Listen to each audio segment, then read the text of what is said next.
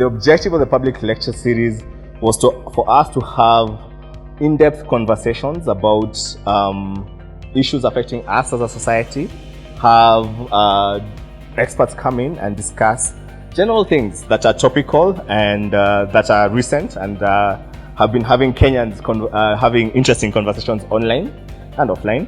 But what we realized is, as a country, we normally have a lot of conversations on social media, and there's a lot of truths, half-truths, myths that get discussed and then just quietly left out and not really completed. So the idea behind this session is for us to bring in experts to empower you as a community and to empower the Kenyans to have the right information from the right experts. So our inaugural topic, of course, was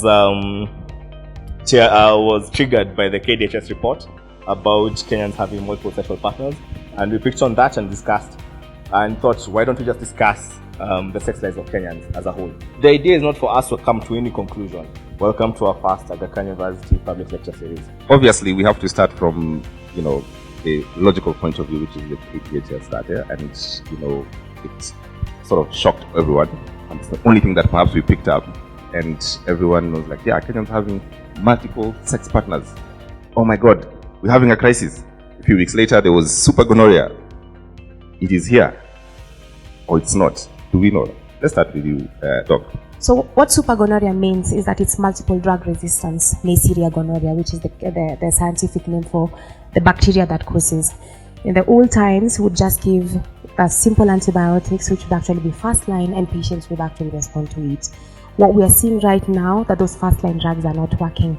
In fact, the common drugs that we would even use around, if we didn't have safe drugs on, for example, they are not working. And so what we have to do, we have to culture the bacteria in the lab, and then do what we call a sensitivity test, where we have to find an antibiotic that actually works on it. That's basically what super gonorrhea is.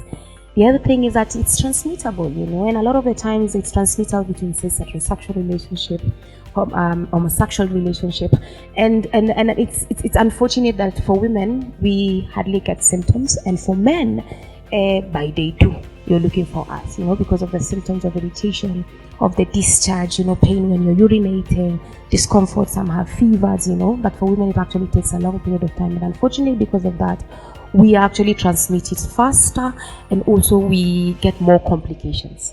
There's a reason why this is a concern. It's because, like I said, Nairobi is one big bedroom. This is what everyone says online, that everyone is having sex with everyone. Is that a correct, fair assessment of what's happening? From my experience at the community level, there's a lot of sex that's happening that most people actually are turning a blind eye to. If you look at super gonorrhea, is called super because it's a super bug, B-U-R-G. It is super because it's resistant to all these, ceftriaxone, penicillins, all those drugs that are being used to treat gonorrhea. But now, if you look at the orientation of how people are having sex, let's just call a spade a spade, So we have anal sex, we have oral sex, we have vaginal sex. But now, super gonorrhea becomes more resistant when actually it's isolated from the oropharyngeal or the anal region. So because there's a lot of infections in those particular areas, and there's a probability of this bacteria going through genetic mutation and actually becoming resistant to infection. So it is there. It's very, very interesting. If I can give an example, we did a study whereby we were swabbing the anal region, the penis, and the pharyngeal to check for gonorrhea and Neisseria. And something funny is that there was a lot of gonorrhea in the oral pharyngeal swabs compared to the penile and the anal. So those are things that we actually people don't want to talk about. I can see even here people are like trying to look down, but that is the reality. Move on very quickly. It's like, let's not discuss that. It's horrible. Move on to the next one. But it's important. Please go ahead. I'm not stopping you. It's okay. So that is, when you look at research is evidence based. So this stuff is happening. So we need to know how to actually handle that. The multiple sex partners then make all these diseases travel farther and faster. But how are we able to have this conversation with honesty and openness that this is happening, and without the cultural barriers, and obviously we have other questions about religion, and we're a prayerful nation. The ethics around pleasure is very broad, People are having polyamorous relationships, having more than one lover, and it is fine. And the young people are saying, I love her and I love you, and it is fine, right? But then instead of us, I think the opportunity we are missing is to be able to, mumefurahi hapo nyuma. Mumefurahi sana. The opportunity is giving us to be able to talk about, to integrate safety in their sexual practices. That's not what we are doing. Instead, what we are doing, we are criminalizing, we are demonizing what is already happening. So we have to also speak about that, because what it does, it prevents us, health-seeking behavior, it prevents people to come and have honest conversations with their healthcare workers. For women who have sex with women, we do not provide for them what we call dental dams. We do not provide for them fingerdoms, and those are actually protective barriers for them to have safe sex, to reduce infections. How does sexual liberation look to us as Kenyans? What do you think that is? From the perspective of a young person, I think that's a conversation as Kenyans we are not ready to have at all. The moment Josephine comes out and says, I enjoy oral sex, the next thing is like, so we pretend like these things are not happening. But deep down, they're happening. So I think as a country, we're not ready to talk about what pleasure looks like individually.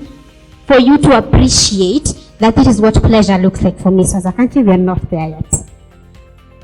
Kenyans live a double life. Like when we talk about sex, it's like we're talking about a strange thing. But I'm in it, but I don't want to acknowledge that I'm in it. So that is one fact.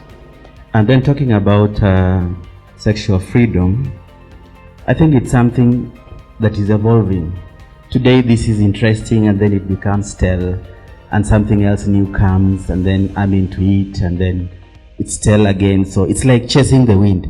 My question is, when will I come to a point that now this is it, this is what I'm going to seek? So because it keeps on evolving and changing, and that's what I'm wondering. When will it settle?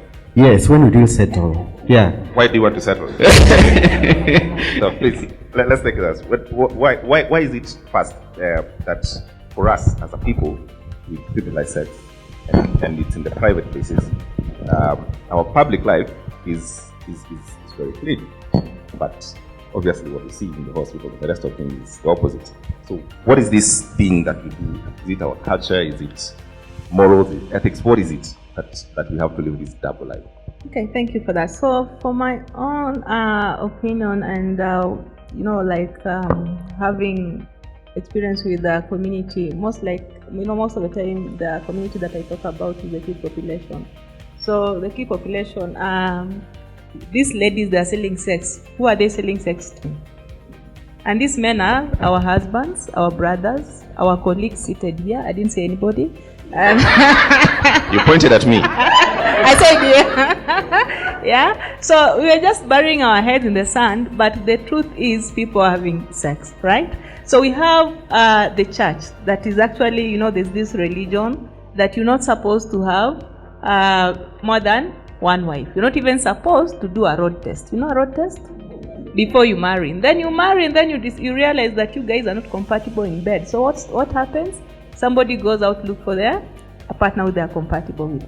And then if they marry a second wife, they're not allowed to actually receive Holy Communion in church, because that is sin. Yet the same clergy, the same people are actually enjoying their sex somewhere else. So it's good that we actually be open-minded and talk about these things. Look at the culture. The culture actually, like a girl, you're not supposed to go out and enjoy sex. You're supposed to be found in your mother's house. You wait for your husband to come and pick you from your mother's house. But for these same men, they actually, like we call in my language, a lion's house.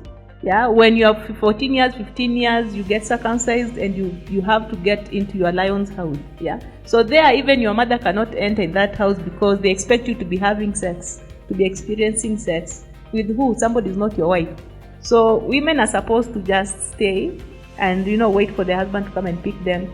And then if it is a missionary position, that is what you're going to supposed to enjoy without asking. So the culture, religion, all these things have actually, they're just giving us rules and to follow. But even the prescribers of this culture and religion, they're not actually doing what they're actually telling us to do. They're even enjoying even more than the people are supposed to. So for me, I think it's something that we need to really talk about. The gatekeepers of the community to come out and actually just handle this issue as it is. Double lives. Why are we having double lives? Because we choose to have double lives, right? Because we choose not to confront the realities that is in front of us. As Doc is speaking, something is coming to me, and I want to truncate and rather relate it to what you're talking about. When is it that you have? When will you arrive? And the thing is, even just asking that question is actually, for lack of a better word, very problematic. Why do you have to have an end? Enjoy pleasure, enjoy sex, that particular moment, have the height of it, right? And then if there are any fantasies that you have, because those are also conversations that we are not having, because some of the fantasies also are posed as a risk factor, and I speak as a physician, and so there has to be safety issues around that. And beyond even that, there has to be social conversations around what consent looks like in that setup. Those are very, very important factors that you have to consider. We are not, aside from religion and culture, we must also speak about how it is that we institutionalize even within our legal frameworks. Someone asked here, why is it that a woman who's getting to 4th floor, I'm imagining 40 years, they become sexually active, super sexually active, or whatever that is. That past 40, do you want to take that? past 40 something happens. I want Claire to take that. Let's start with Claire. What happens with women past 40? Something happens. A lot of it is physiological. A lot of it is what's happening with your body and the changes that happen with hormones. It's sort of, we joke about it in gynecology as this is the last opportunity for offspring. So your body sends you into overdrive in terms of, let me seek a mate, let me make babies. This is the last ditch, before menopause kicks in. And then there's also the fact that the women are older, they are more likely than not financially stable, they understand their options, they are well informed, and so it sort of all ties in together. So there's the social aspect as well as the physiological and economical aspects. Okay, I just want to add on that. What actually happens when you go to 4th year is most of the time your kids are grown. Yeah, they're independent. So it's like now you're going back to teenagehood. So there's nobody calling you, "Mommy, I need this, Mommy, I need that." So your freedom is back. And then you've really gotten used to your husband or to your boyfriend, because if it is all the styles the way he said, you've tried everything. There's nothing new. So at 40, most likely you have your own house. You're financially stable, and your husband is not bothering you. You've gotten used to, like, where are you? Okay, I'm going to come back next week. Okay, me too, next month. Yeah. So what happens? You go outside there and you try, to feel the young you. Yeah. So you do all these things knowing that when 50 reaches, yeah, you are a grandmother or something like that. So that's actually sometimes what happens at 40. And if you're not very sure, you might find divorcing and remarrying and getting this young, like a young lover. If it makes you happy, go ahead. Please, thank you very much for coming, and thank you very much for your thoughts and opinions. I think this is the space and the platform that Aga Khan has offered us, and we hope that it's useful not just for us, but even for the audience that is out there. Thanks to my panelists, Juma, thank you very much, Dr. Stella, and Dr. Kolo. Thank you very much.